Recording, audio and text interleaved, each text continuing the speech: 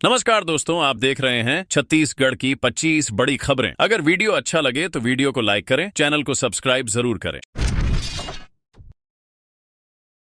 शहीद नरेश ध्रुव के परिवार को मिला 1 करोड़ का चेक। प्रधान आरक्षक नरेश ध्रुव, जो ग्राम गुर्रा भाटापारा के निवासी थे, 9 फरवरी 2025 को बीजापुर में नक्सल अभियान के दौरान शहीद हो गए थे। उन्होंने अपने वेतन को पुलिस सैलरी पैकेज योजना में जोड़ा था, जिसके तहत अब उनके परिवार को 1 करोड़ रुपए की सहायता राशि दी गई है। यह चेक पुलिस अधीक्षक भावना गुप्ता ने भारतीय स्टेट बैंक के अधिकारियों की मौजूदगी में शहीद के परिजनों को सौंपा। इस अवसर पर एसपी ने कहा कि यह राशि उनके बच्चों की पढ़ाई और परिवार के भविष्य के लिए उपयोग की जाए, यही सच्ची श्रद्धांजलि होगी। परिजनों ने इस सहायता के लिए पुलिस विभाग और बैंक का आभार व्यक्त किया। इस मौके पर अन्य वरिष्ठ अधिकारी भी मौजूद रहे। ये पहल समाज की जिम्मेदारी को दर्शाती है।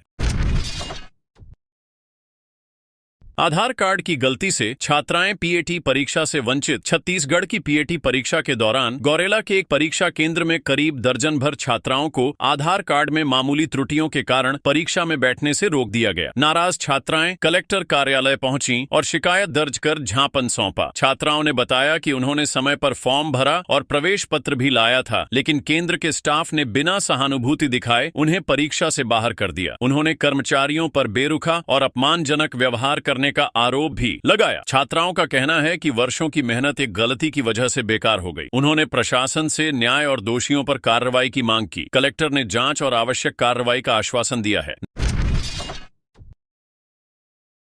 नगर सैनिक भर्ती परीक्षा 22 जून को, आवेदन 30 मई तक। नगर सेना विभाग ने महिला और पुरुष नगर सैनिकों की भर्ती के लिए परीक्षा की तारीख घोषित कर दी है। 1715 महिला छात्रावास हेतु और 500 पुरुष जनरल ड्यूटी पदों के लिए 22 जून 2025 को रायपुर, बिलासपुर, जगदलपुर और अंबिकापुर में परीक्षा आयोजित की जाएगी। परीक्षा में वही उम्मीदवार बैठ सकेंगे जो शारीरिक दक्षता परीक्षा में सफल हुए हैं। इच्छुक उम्मीदवारों को छत्तीसगढ़ व्यापम की वेबसाइट या pmcg.cgstate.gov पर जाकर ऑनलाइन आवेदन करना अनिवार्य है। आवेदन की अंतिम तिथि 30 मई 2025 शाम 5 बजे तक निर्धारित है। इस भर्ती प्रक्रिया के माध्यम से राज्य की सुरक्षा व्यवस्था में सुधार और महिलाओं को विशेष अवसर देने की दिशा में कदम उठाया गया है। पीएम आवास में लापरवाही पर 12 पंचायत सचिवों को नोटिस। फिंगेश्वर ब्लॉक में प्रधानमंत्री आवास योजना के कामकाज की समीक्षा के दौरान कलेक्टर बीएस उइके ने 12 पंचायत सचिवों और एक तकनीकी सहायक को कारण बताओ नोटिस जारी किया है। इन सभी पर कार्यों में ढिलाई और अधूरे निर्माण कार्यों के लिए लापरवाही का आरोप है। समीक्षा बैठक में कलेक्टर ने नाराजगी जताते हुए कहा कि अगर संतोषजनक जवाब नहीं मिला तो कड़ी कार्रवाई की जाएगी। उन्होंने निर्देश दिया कि अब तक प्रारंभ न हुए कार्य तुरंत शुरू किए जाएं और प्रगतिरत कार्यों को शीघ्र पूरा किया जाए। यह कदम सरकारी योजनाओं के प्रभावी क्रियान्वयन और जिम्मेदारी तय करने के उद्देश्य से उठाया गया है। 60% से ज्यादा बच्चे फेल, अब शिक्षकों पर होगी कार्रवाई। छत्तीसगढ़ बोर्ड के 10वीं और 12वीं के परिणामों में कई जिलों में छात्रों का प्रदर्शन बहुत खराब रहा है। रायपुर संभाग में विशेष रूप से रायपुर जिले का परिणाम बेहद कमजोर है, जहां 10वीं में केवल 66.24% छात्र पास हुए। पिछले साल की तुलना में यह गिरावट चिंता का विषय है। 19 मई से संभागीय संयुक्त संचालक राकेश पांडेय जिलेवार और स्कूलवार समीक्षा करेंगे। समीक्षा के दौरान प्राचार्य और जिला शिक्षा अधिकारी मौजूद रहेंगे। खराब प्रदर्शन करने वाले स्कूलों के शिक्षकों और प्राचार्यों पर अनुशासनात्मक कार्रवाई की जाएगी। राज्य सरकार इस बार शिक्षा व्यवस्था की गुणवत्ता सुधारने के लिए सख्त रवैया अपनाने जा रही है।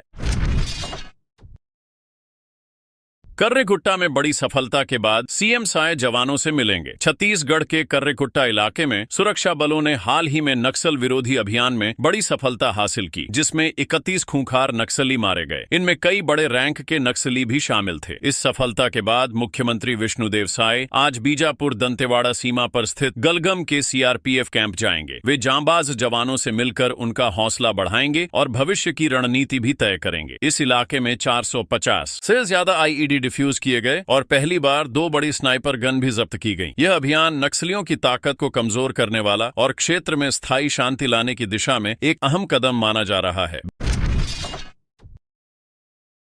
बेटे ने मां की अंतिम इच्छा पूरी की। मेडिकल कॉलेज को शवदान कोंडागांव जिले के भीरागांव गांव में रहने वाली 65 वर्षीय महिला मनकबाई नेताम की मृत्यु के बाद उनके बेटे ने मां की अंतिम इच्छा पूरी की। मां ने जीवन में ही कह दिया था कि मरने के बाद उनका पार्थिव शरीर मेडिकल छात्रों की पढ़ाई के लिए दान कर दिया जाए। बेटे ने उनकी बात को गंभीरता से लिया और मृत्यु के बाद शव को मेडिकल कॉलेज के एनाटॉमी विभाग को सौंप दिया। यह कदम समाज के लिए प्रेरणादायक है क्योंकि इससे मेडिकल छात्र वास्तविक मानव शरीर पर अध्ययन कर पाएंगे। इस दान से न सिर्फ मेडिकल शिक्षा को मजबूती मिलेगी बल्कि अंगदान और शरीरदान जैसी सोच को भी बढ़ावा मिलेगा। परीक्षा 22 जून को 30 मई तक आवेदन। छत्तीसगढ़ नगर सेना विभाग ने 2215 पदों के लिए भर्ती निकाली है। इनमें 1715 महिला नगर सैनिक, छात्रावास सुरक्षा और 500 सामान्य ड्यूटी के सैनिकों के पद शामिल हैं। लिखित परीक्षा 22 जून 2025 को रायपुर, बिलासपुर, जगदलपुर और अंबिकापुर में होगी। शारीरिक दक्षता में पास उम्मीदवार ही आवेदन कर सकते हैं। आवेदन केवल व्यापम की वेबसाइट https://pmcg.cgstate.gov.in पर ऑनलाइन किया जा सकता है। अंतिम तारीख 30 मई 2025 शाम 5 बजे तक है। इस भर्ती से युवाओं को सरकारी नौकरी पाने का अच्छा अवसर मिलेगा। शराब दुकान हटाने की मांग, मंच पर हंगामा और आत्मदाह की चेतावनी। देवभोग के सोनामुंदी वार्ड में आयोजित समाधान शिविर में नागरिकों ने अंग्रेजी देशी शराब दुकान को हटाने की मांग करते हुए विरोध प्रदर्शन किया। नागरिकों ने कहा कि वे पिछले 3 वर्षों से इस दुकान को हटाने की मांग कर रहे हैं, लेकिन प्रशासन ने कोई ठोस कार्रवाई नहीं की। शराब दुकान की वजह से स्कूल, महिलाओं के कार्यस्थल और खेतों पर बुरा असर पड़ रहा है। मंच पर चढ़कर वार्डवासियों ने चेतावनी दी कि अगर 5 दिन में दुकान नहीं हटी तो आंदोलन होगा। वहीं एक निलंबित बीईओ ने मंच से आत्मदाह की धमकी दी, जिससे शिविर में अफरा तफरी मच गई। 10वीं 12वीं फेल छात्रों को दूसरा मौका। 20 मई से आवेदन। छत्तीसगढ़ माध्यमिक शिक्षा मंडल CGBSE ने 10वीं और 12वीं के छात्रों को एक और मौका देने का ऐलान किया है। जो छात्र मुख्य परीक्षा में फेल हुए हैं या ग्रेड सुधारना चाहते हैं, वे द्वितीय मुख्य परीक्षा 2025 में शामिल हो सकते हैं। आवेदन प्रक्रिया 20 मई से शुरू होगी और केवल ऑनलाइन माध्यम से किया जा सकेगा। बोर्ड ने यह भी साफ किया है कि अगर ग्रेड सुधार परीक्षा में अंक नहीं बढ़ते तो पहली परीक्षा की मार्कशीट ही मान्य मानी जाएगी। इस साल 5.6 लाख से ज्यादा छात्रों ने परीक्षा दी थी और लड़कियों का प्रदर्शन बेहतर रहा है।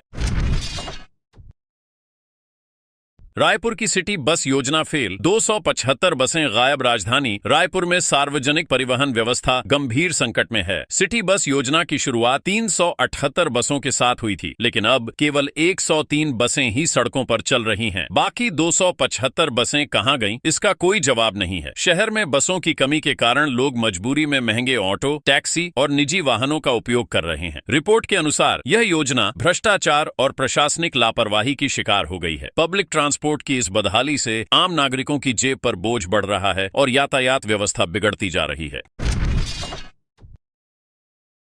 भारतमाला प्रोजेक्ट के मुआवजे को लेकर किसानों का प्रदर्शन। महासमुंद जिले के हनोदा सहित 5 गांवों के किसानों ने भारतमाला परियोजना के तहत हो रहे भूमि अधिग्रहण के खिलाफ प्रदर्शन किया। किसानों की मांग है कि उन्हें उनकी जमीन का उचित मुआवजा दिया जाए। उनका आरोप है कि बड़ी जमीन को हेक्टेयर के हिसाब से और छोटी जमीन को वर्गफुट के हिसाब से मुआवजा दिया गया, जिससे उन्हें नुकसान हो रहा है। किसानों ने 3 घंटे तक काम रोककर प्रदर्शन किया। प्रशासन पर भ्रष्टाचार के भी आरोप लगाए गए। बाद में पुलिस ने 17 किसानों को गिरफ्तार कर लिया। इस मुद्दे को लेकर ग्रामीणों में भारी असंतोष है। नई औद्योगिक नीति से युवाओं, किसानों और निवेशकों को लाभ। छत्तीसगढ़ सरकार ने 2024-30 के लिए नई औद्योगिक नीति लागू की है। इस नीति में कई बड़े बदलाव किए गए हैं ताकि राज्य को उद्योग और रोजगार हब बनाया जा सके। जिन कंपनियों में स्थानीय युवाओं को रोजगार मिलेगा, उन्हें विशेष अनुदान मिलेगा। किसानों को हाईटेक खेती जैसे हाइड्रोपोनिक तकनीक से जोड़ने की योजना है। पर्यटन, कपड़ा, ऑटोमोबाइल, खेल और शिक्षा क्षेत्र में निवेश को बढ़ावा दिया जाएगा। दिव्यांगों के लिए योजनाओं का दायरा बढ़ाया गया है। लॉजिस्टिक, रक्षा और एयरोस्पेस जैसे क्षेत्रों में निवेश लाने के लिए विशेष पैकेज की व्यवस्था की गई है।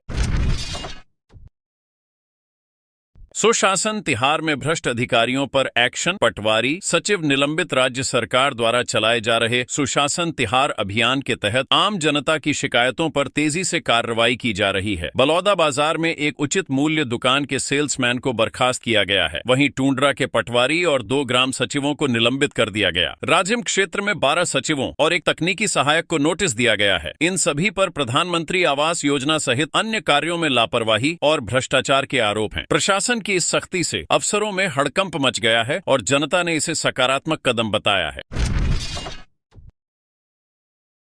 राष्ट्रीय सुरक्षा के लिए पूरा देश एकजुट। छत्तीसगढ़ के मुख्यमंत्री विष्णुदेव साय ने रायपुर में आयोजित भव्य तिरंगा यात्रा में हिस्सा लिया, जिसमें लगभग 10,000 लोग शामिल हुए। यह यात्रा मरीन ड्राइव से नगर घड़ी चौक तक निकाली गई, जिसमें हर वर्ग, धर्म और जाति के लोग तिरंगा लेकर भारत माता की जय के नारे लगाते हुए शामिल हुए। सीएम साय ने कहा कि ऑपरेशन सिंदूर की सफलता और सेना के शौर्य को सलाम करते हुए यह यात्रा राष्ट्रीय एकता और देशभक्ति का प्रतीक बनी। उन्होंने कहा कि जब भी देश की सुरक्षा का सवाल आएगा, हम सब एकजुट हैं। प्रधानमंत्री मोदी के नेतृत्व में भारत ने पाकिस्तान के 9 आतंकवादी ठिकानों को ध्वस्त कर यह साबित कर दिया है कि नया भारत अब किसी दुस्साहस को बर्दाश्त नहीं करेगा। उन्होंने भरोसा जताया कि देश की सेना और नेतृत्व के हाथों में भारत पूरी तरह सुरक्षित है। तो दोस्तों, अगर आपको अपडेट अच्छी लगी है तो वीडियो को एक छोटा सा लाइक करके कमेंट में अपने जिले का नाम जरूर बताएं और अपने छत्तीसगढ़ न्यूज चैनल को सब्सक्राइब जरूर करें।